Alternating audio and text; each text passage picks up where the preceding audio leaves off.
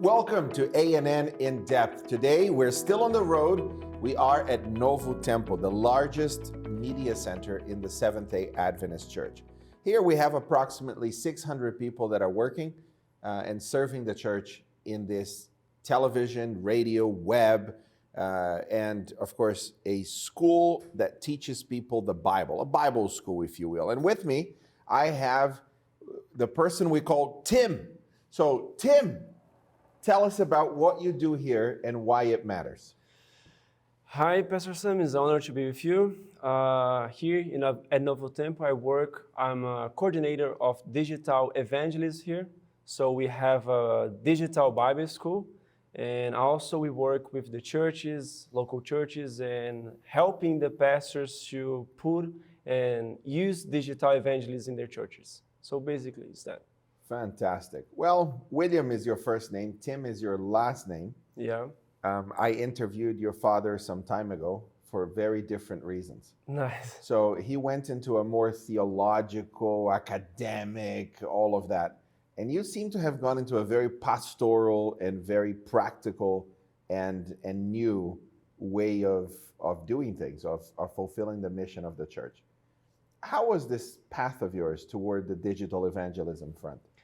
I think it was crazy for me. When I was a child, I always imagined me working with theology, but in academic world as well. So I was planning to work more actually with archaeology. So I started studying archaeology at Southern as well, and theology.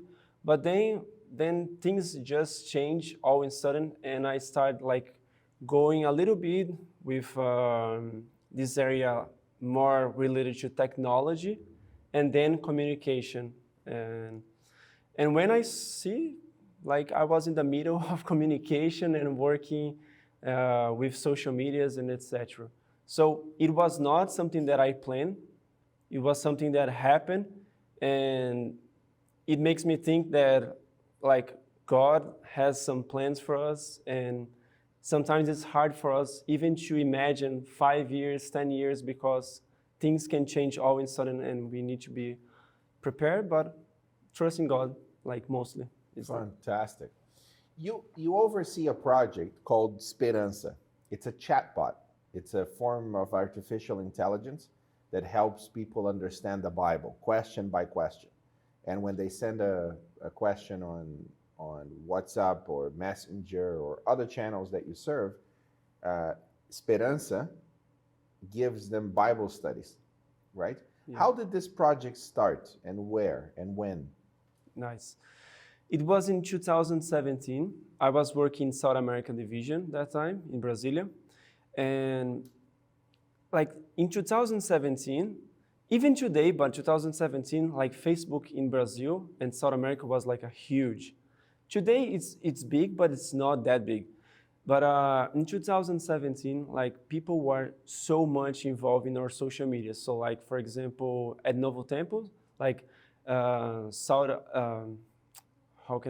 Adventist social media, but at the same time, Novo Temple social medias as well. So we were... So the church brand and the Novo Temple brand. Perfect, yes. Okay. And the idea was we need to take these people to local churches. But they don't want to visit the churches. They just wanted to consume your content. So watch our videos, posts, and etc. So we tried to think and figure out a solution to take the people to a church. So the first point was we need people to talk and help them to develop a relationship and get some trustfulness and then send to the local churches. But the problem was, we started with that, a guy that you know, Roberti. But the problem was, a lot of people, they were saying, oh, I want to visit a church. But in that time, the pastor was connecting to them, they were not prepared to be a Seventh-day Adventist.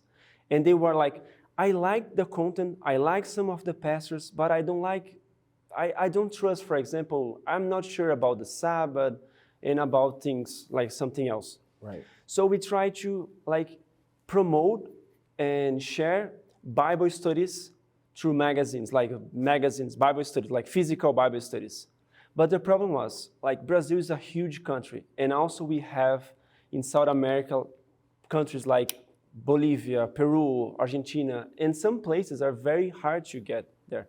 So some of the magazines, they take like more than 30 days for a magazine to get there. So if people wanted to understand the Bible, you would get their address and you would ship them a magazine, a Bible study in the form of a magazine. Yeah, but the problem is, like, when you talk about internet, 30 days is a lot. Like, so some people, they were like watching, for example, a sermon, and they accept the appeal, they ask for a magazine, and after 30 days, they were just got baptized in a different like denomination, etc. And the magazine didn't even arrive in their house. So Wow. it was something crazy. So we tried to like develop something that we could study the Bible with them in their social medias. So like in Brazil, we use social media a lot.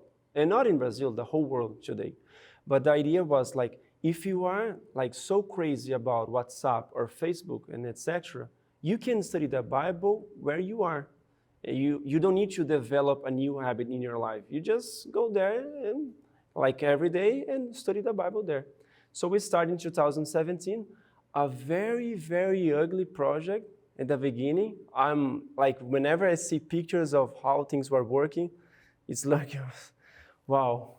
But that time, I think was like only the beginning, was our MVP project. Right. And things just start increasing a lot, the numbers, because like if you try something right, even though it's not pretty at the time, but if there is like a nice principles and you have like something very nice established, it's going to increase. You don't need to put a lot of effort in some areas, like for example in ads and etc. in the beginning, because people are going to share to each other. And this is like, was something very important for us in the beginning. So Nathanael is your main guy for artificial intelligence. Yep. It didn't start as artificial intelligence at first. It started as a way to just respond to people and lead them through the Bible studies. I remember if somebody was interested in studying the Bible, the chatbot would say, when is the best time for us to study together? Is Tuesday at 7 p.m. a good time? You say, yes, that's a good time. And then it would send another message to remind me, we're studying the Bible together in 10 minutes. And then it would send the first question. And if I took a long time to reply, it would say, yeah, what's happening pretty much. And eventually it said, maybe it's better for us to schedule another time. I can see that you're busy. So that programmatic way of having a form of artificial intelligence, that developed quite a bit because you decided, hold on a minute, maybe we can understand their question better and find Adventist content better. And you had a whole plan with the School of Theology to select special passages. Tell me more about all of that was happening and what the objectives you were pursuing at the time. Yeah, in 2019, we had we always use these kind of like A, B, C questions, like a multiple choice and things like that, because it's like when you talk about, for example, a project using WhatsApp, you are reaching a lot of people, different people. So you're reaching people like academic people sometimes, but also you're reaching people with not so much knowledge about technology. For example, something with more than 90 years old. So the idea of the project was to make something simple. And we tried to use artificial intelligence at the beginning was to understand more about people behavior. So it was the main thing at the beginning. I see. So like, if somebody just says something so wrong, how can we understand what she's saying? And I cannot say, oh, I didn't understand what you said. Because even the person repeats 10 times, I'm not going to understand her.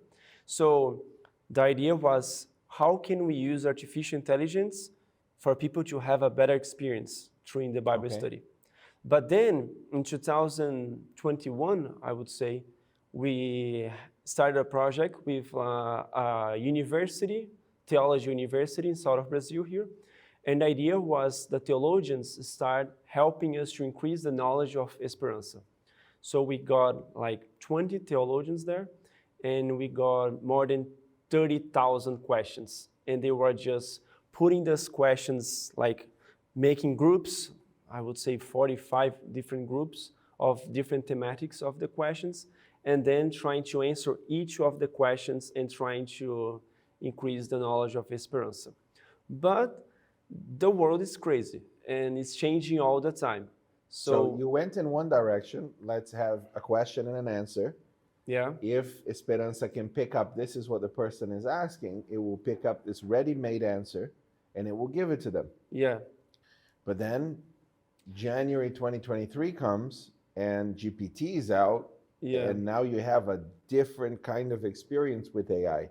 Yeah. How are you responding to that new reality? Because at the moment, Timm, your team here is the most advanced in the world, in the Adventist world, for artificial intelligence. You have been trying to do this for many, many years. Yeah. But now the bar is really low for really good models. Yes. How are you responding to that, and what are your plans for the future? Last year, we saw a lot of people talking about artificial intelligence this year, because especially ChatGPT, but we have such a small revolution about like artificial intelligence last year, because a lot of new tools and a lot of new stuff was developed.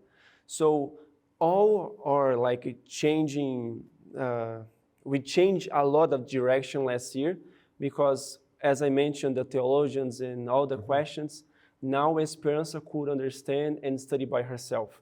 So last year, she started reading a lot of content and listening, etc. So you would just give the content and Esperança would parse it, would understand it, and Yes. would then be able to retrieve Yes, different parts. and not only giving knowledge to her, but also training her so she could like be more precisely studying new knowledge. And it was something crazy. But then 2013, ChatGPT, 2023, with ChatGPT, we developed something else that now Esperança is not only giving content to people, like for example, links and answers and biblical passages and etc., but also giving answers to questions. So she would create answers. And this was something that we were using, and we are using ChatGPT to like integrate and create those answers. So when we talk about technology and the future, it's something really hard to predict, because all of a sudden, like the world goes to a different like way, and you need to adapt, and sometimes change what you are doing. But I would say 2 points is very important for me. The first point is follow what Jesus did when he was on earth. So the idea is like, people don't need to go to me. I need to go where they are. And this is like a very important principle. When I talk about it, means that I cannot, just have a link or have a really nice page or app and wait people to come and download and etc. So I need to be where they are. And this is like a principle for us, especially when we talk about Bible studies in Esperança. So even we use a different tools and etc., we're going to be using, for example, social media or where they are. This is something interesting. And the second point, I would say today, the church here, especially in South America, we do like digital evangelism by the church. So we are baptizing people, we are like reaching new people, etc. But I think in the near future, we're going to be like more helping and creating stuff and tools, etc., for the members to fulfill the mission using digital evangelism as well. So right now, we are reaching a lot of new people. This year with Esperança, more than 40,000 people study, and more than 1,000 people accept baptism, etc., only in 2023. But I think like if you have people, a network of people who wants to study the Bible and teach and etc., we don't need to like invest money trying to reach more people, but instead of that, we can like take this money and make new tools for those people, have like more tools, capacity, etc., for them to do the mission instead of us.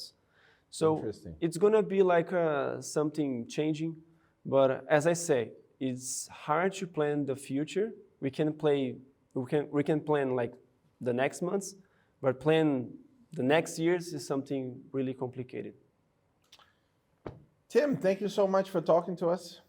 It gives an overview of the new technologies that you're using. I'm sure there are many stories of transformation. You mentioned 1,000 people have decided already to be baptized. That's a tremendous results. I guess I'll ask you one more question. Yeah. As a pastor, are you concerned at all that robots are teaching people the Bible? How would you respond to that? I would say that robots teaching the Bible, it's something bad but necessary. I would say the best way to teach people would be with people. So, but the problem is we are not fulfilling the mission as Adventists and as members, for As example. we should. Yes, exactly. So in this context, we need to use as much as we can of different tools and strategies. And I think the robots, they are not teaching the Bible by themselves. We are trying to use always people, even in the beginning, the process, the middle of the process, or the end of the process. The robots are gonna only help the process to be, like well-established and etc. But it's important to have people inside the project, even the beginning, middle, or the end of the process. So I would not say like people or technology. I would say people and technology together. Fantastic. Thank you very much, Timm. My pleasure. And thank you for watching ANN In Depth. I hope that you've enjoyed this series on technology. Next week, we come back from the office with our regular program, our regular podcast. If you're listening to this in your favorite podcast platform, thank you for subscribing. If you are listening to this on YouTube and you want to ask Timm a question, feel free. You can go ahead and ask. He will be there later to respond. We'll send him the link to the video and you can have a direct conversation with him. I'll see you next week.